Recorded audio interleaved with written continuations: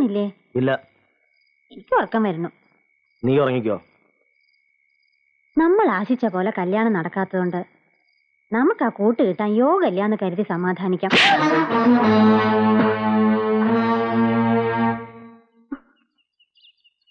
കുമാരേട്ടന് നിന്നോടുള്ള സ്നേഹം കൊണ്ട് പറയാ, നിന്റെ മനസ്സ് കുമാരേട്ടനെ കാണാൻ കഴിയൂ. നിന്നെപ്പോലെ എന്റെ കെട്ടിയോളും ഒരിക്കൽ ഒരുപാട് കണ്ണീര് കുടിച്ചതാ.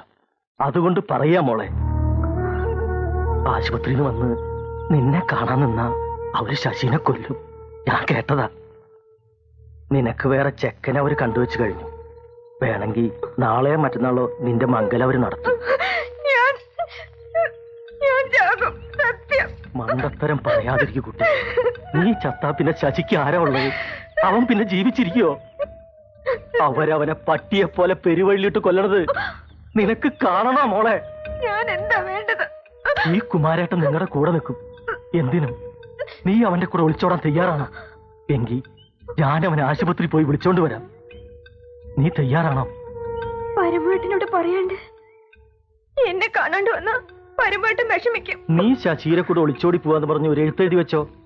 ആദ്യത്തിന് ദേഷ്യപ്പെടുന്നേ ഉള്ളൂ, പിന്നെ അവനെ ഞാൻ പറഞ്ഞ് സമാധാനിപ്പിച്ചോളാം. നിനക്ക് ശശിയുടെ കൂടെ പൊറുക്കണമെങ്കിൽ ഇതേ ഒരു മാർഗമുള്ളൂ. നീ എന്താ ഇത്ര ആലോചിക്കണത്? ശശിയോട് നിനക്ക് അത്ര ഇഷ്ടമൊന്നുമില്ല അല്ലേ? പാവം, നിനക്ക് വേണ്ടി അവൻ എത്ര അടിയിടിയും കൊണ്ടുപോകും. കരയണ്ട, കൂടെ പോവാൻ മനസ്സുണ്ട് വെച്ചാ രാത്രി ഞാൻ വന്ന് വിളിക്കാം. ഞാൻ അവന്റെ അടുത്ത് കൊണ്ടാക്കാം. വരണം. ഞാൻ വരാം. എഴുത്തെഴുതി വെക്കാൻ മറക്കണ്ട.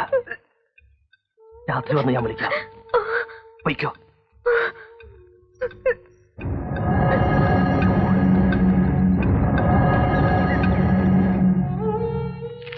എന്റെ പരമേട്ടന് എന്നോട് ക്ഷമിക്കണം. ഞാൻ ഈ ചെയ്യുന്നത് തെറ്റാണെന്ന് എനിക്കറിയാം. പക്ഷെ ഞാൻ ശശി ഒരുപാട് സ്നേഹിച്ചു പോയി. എന്നെ ശപിക്കരുത്. ഞാൻ ശശിയോടൊപ്പം പോകുന്നു. ഏട്ടന്റെ സ്വന്തം ലക്ഷ്മി.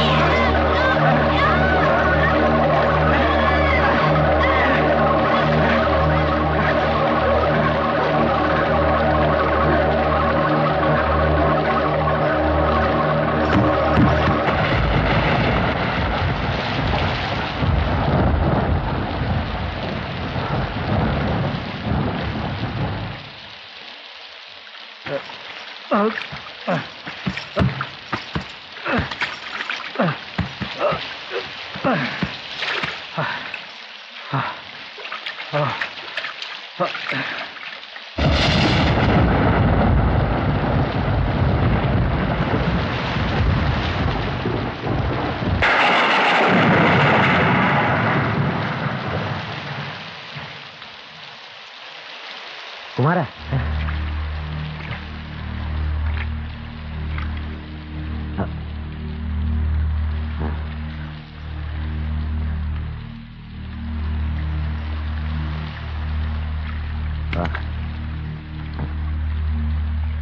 വാടാ.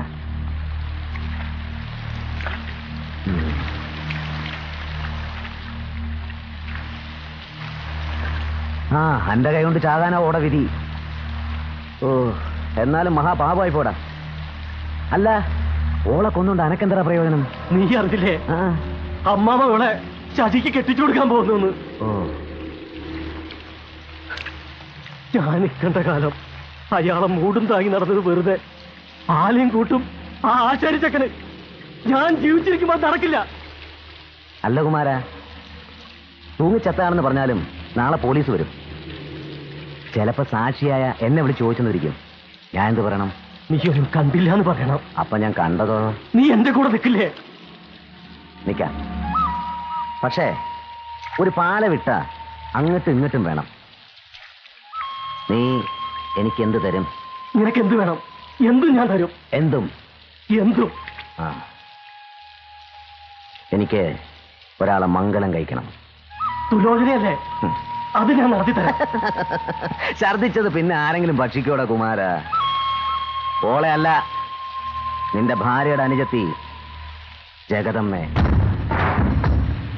പറ്റുമോ എന്നെ കൊണ്ട്? പറ്റില്ലെങ്കിൽ ഇപ്പൊ പറയണം. കുമാര, നിന്റെ ജീവൻ ഇപ്പൊ എന്റെ കയ്യില, അത് മറക്കണ്ട.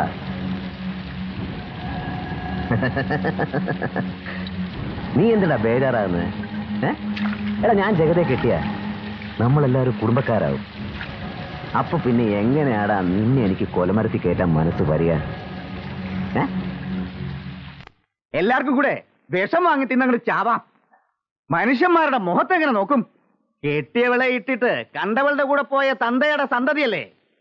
ആ ഗുണം കാണിക്കാതിരിക്കുമോ? ചതിച്ചു. നമ്മുടെ ലക്ഷ്മി ലക്ഷ്മി തൂങ്ങി മരിച്ചു.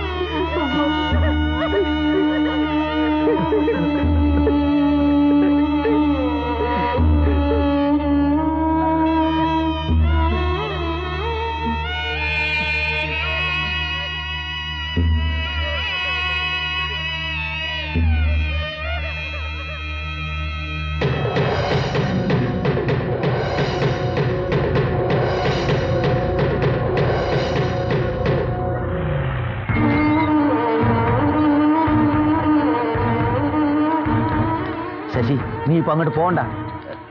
ഞാൻ പറയുന്നത് കേൾക്ക് ശശി, ഞാൻ പറയുന്നത് കേൾക്ക്. എന്നെ വിട്, എനിക്ക് പോണം. എനിക്ക് എന്റെ ലക്ഷ്മിയെ കാണണം. അവൾ എഴുതി വെച്ച കത്ത് വായിച്ചിട്ട് പരമു കത്തിയുമായി നിന്റെ കുടിയിലേക്ക് പോയിരിക്കുക. പൊയ്ക്കോ, പോ, നീ എവിടെയെങ്കിലും പോ. ഇല്ല, എന്റെ ലക്ഷ്മി ചാവില്ല. അവൾ എന്നെ വിട്ടിട്ട് പോവില്ല. ശശി, ഞാൻ പറയുന്നത് കേൾക്ക്. പോടാ. ഞാൻ പറയുന്നത് കേൾക്ക് ശശി. പോടാ.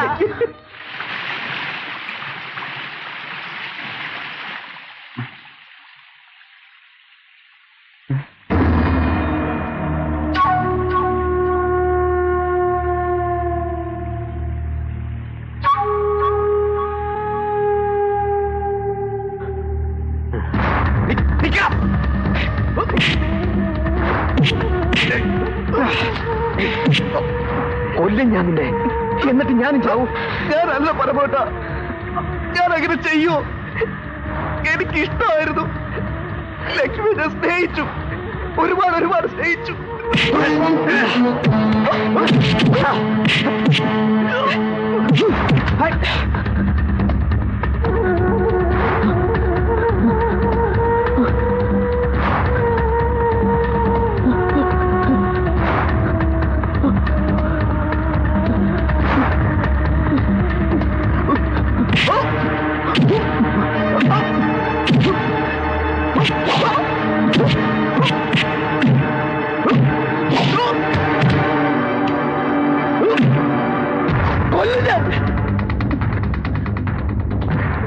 തൊട്ട കൊല്ലും.